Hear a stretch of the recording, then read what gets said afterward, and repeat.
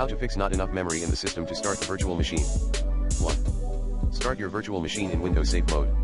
Note, you may need to remove some installed apps or updates. Or, update your system and / or device drivers. 2.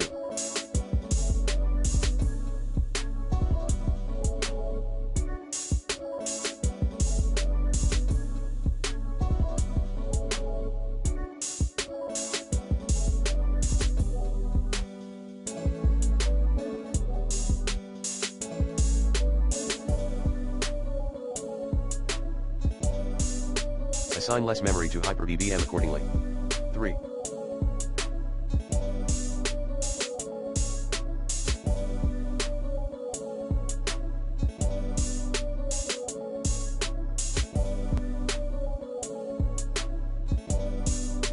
End tasks for unnecessary programs. 4. Enable the dynamic memory option.